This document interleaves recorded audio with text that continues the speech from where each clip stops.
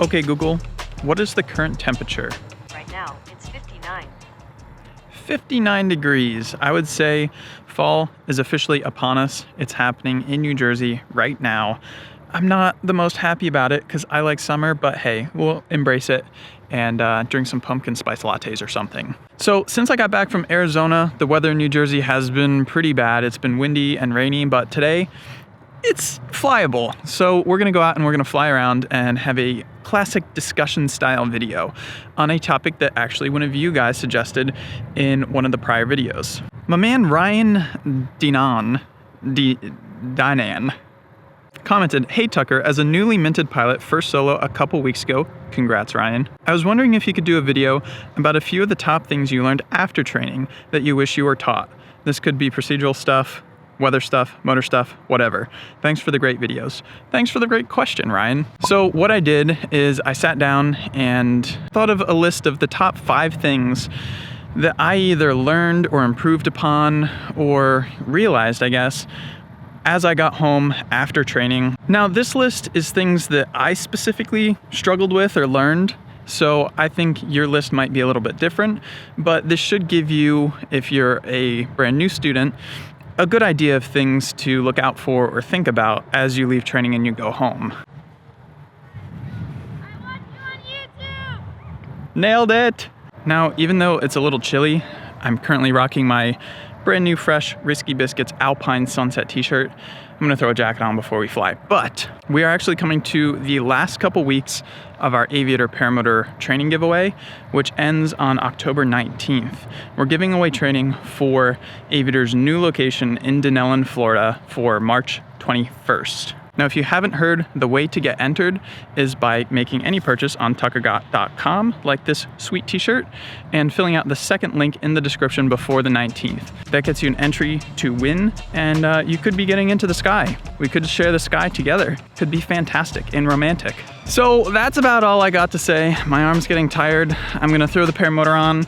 We're gonna plunder the skies and talk about the top 5 things that I learned and improved upon once I got home from training.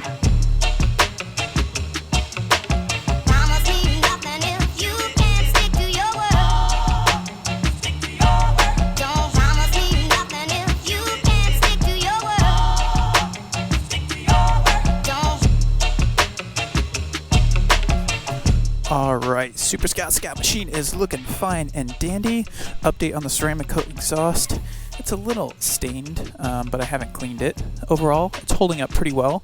Let's freaking go flying, brother.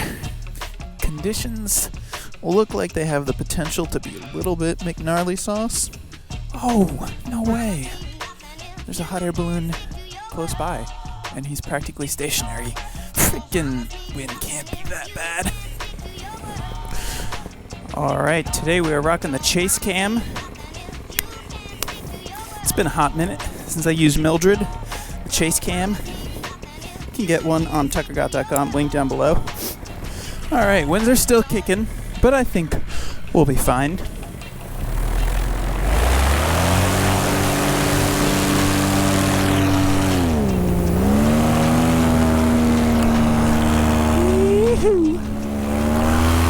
Bouncy climb out, but we'll make do. What up, Mr. Balloon Guy? This balloon guy is from out of town, but the winds were the right direction and strong enough, blew him right into town.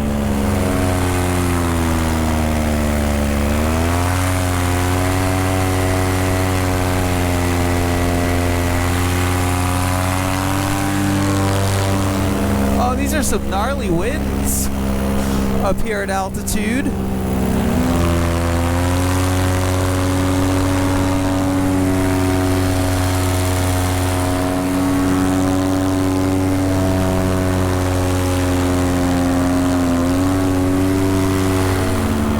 To give you guys a little context before we get into it, my training I learned with Aviator PPG about 6 years and a couple months ago.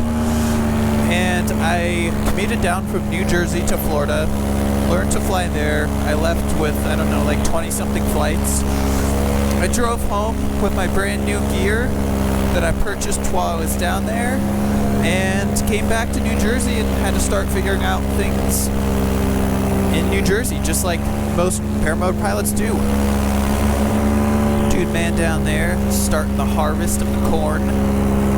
So I'm going to start off number 1 with the weather and climate in this micro region.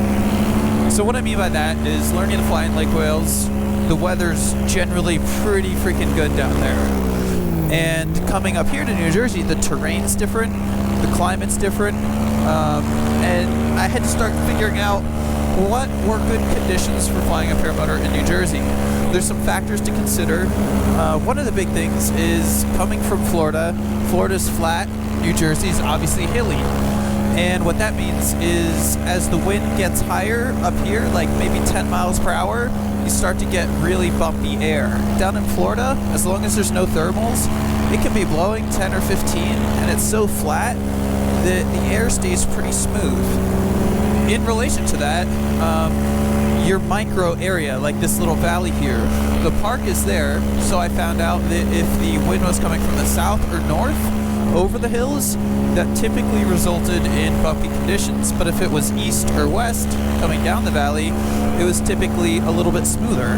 Aside from that, going into the seasons, I learned in August, so fall time in New Jersey, like I was saying, when things are changing from like summer to fall, it seems like you don't get as many good days, and when you do get a flyable day, it's like today, kind of bumpy. Alright, number 2 on my list is gear checks. And by gear checks, I mean pre-flights on your paramotor, your engine, your harness, all that stuff, as well as clipping into the glider, laying out your glider, and anything to do with your gear in preparation for flight.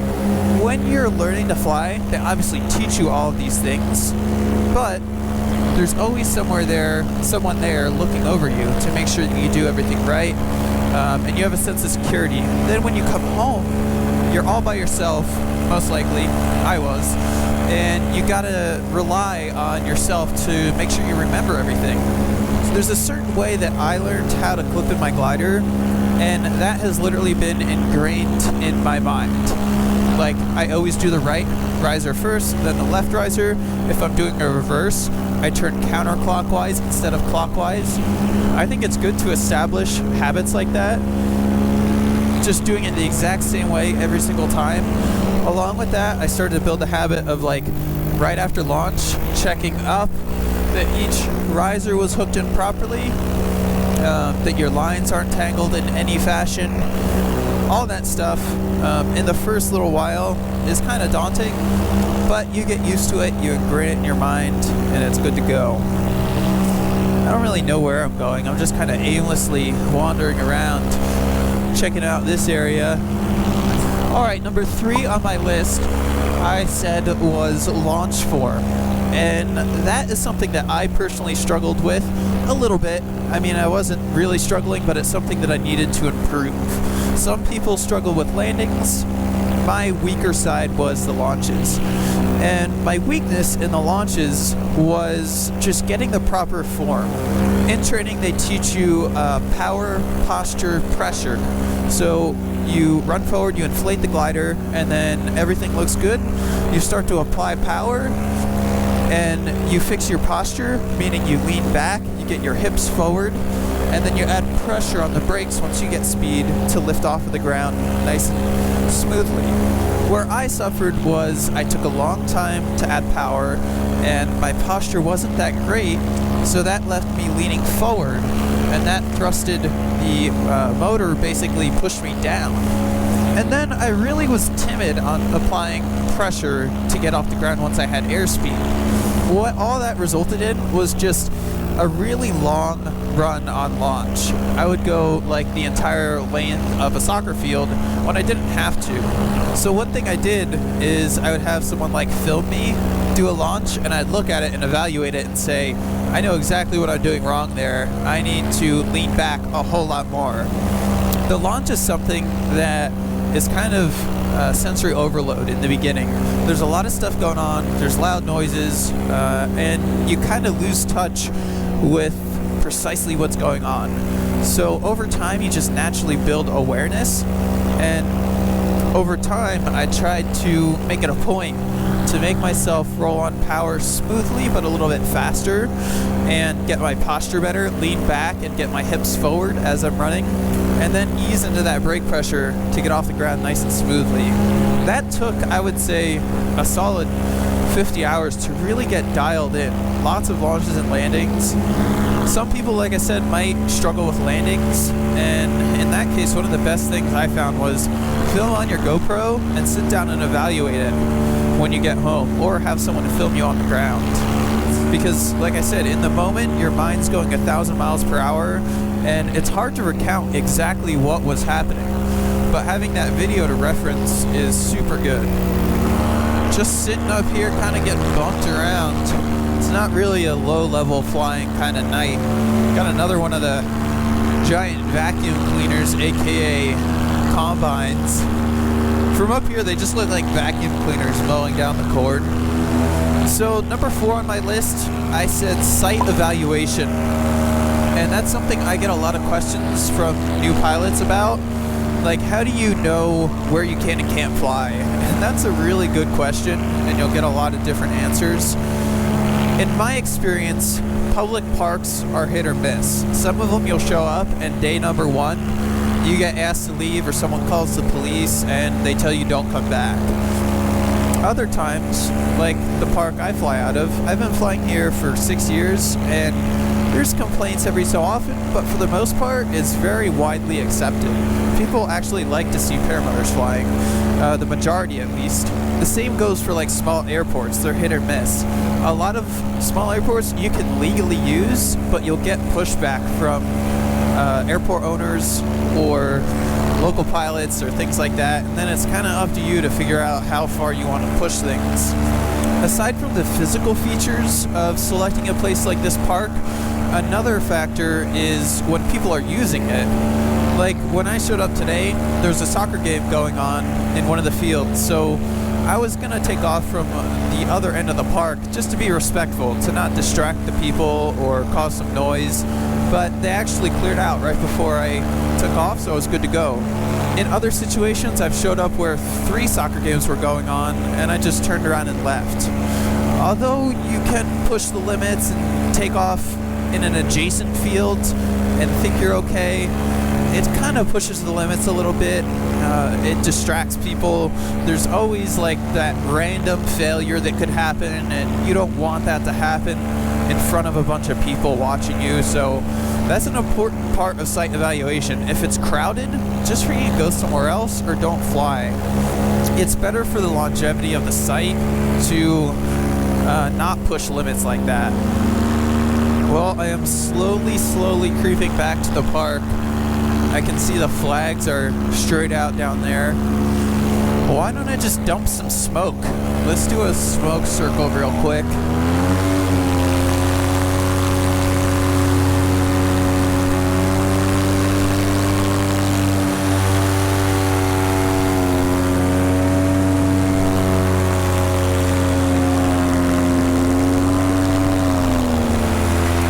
That was a smoke circle with a smoke line through the circle. Alright, as we drift closer to the park, number 5 on my list was complacency. And complacency is something that you should always be aware of throughout your entire progression, no matter where you are. But in the first 50 hours, I think it's one of the more important times to be aware of it. Personally, as I left training, I felt like I had a good foundation of skills, but I was still very fresh. That awareness was not there yet. Like, I could launch, alright, get off the ground without breaking anything, but in the moment, I wasn't very aware of what was happening. Now fast forward 25 to 50 more launches, and things started to click, and I felt more confident about my launches. I was more aware.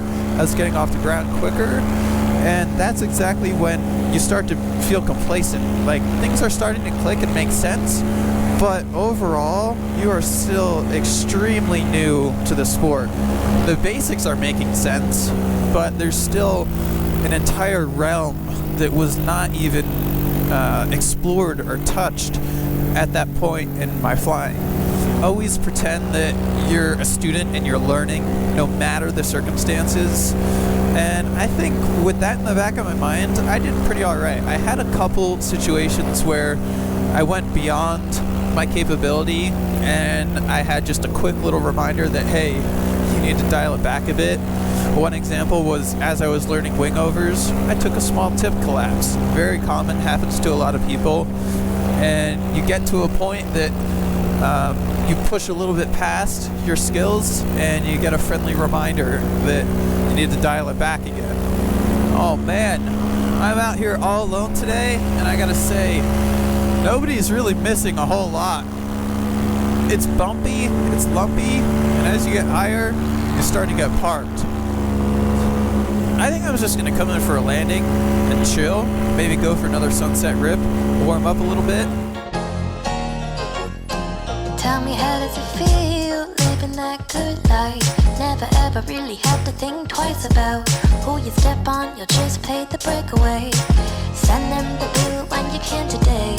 There's talk about making it where everybody's chasing it, like their minds are made up, or some would say brainwashed. Pay attention to the chaos, cause it's too simple to get lost. Tell me, what does it mean once you reach the top?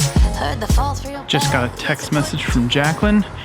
We're gonna meet at home and then head out to get some dinner together. So that's that. If you are a new pilot, comment down below with something you think you learned or had to improve upon in your first, say, 50 hours of flight back at home after training. I'd like to hear what you guys come up with. Also, if you have any good video idea suggestions like my man Ryan did, leave them down below, and I'll do them in future discussion videos like this, hopefully with some better weather so we can fly low and do fun stuff. Subtle reminder, freaking giveaway ends the 19th, so make sure you get your entry in before then, and you might be a lucky winner, and you might be learning what it's like to experience the first 50 hours of flight by yourself back at home after training from Aviator, just like I did. With that, I will see you guys in the next episode. Till then, peace.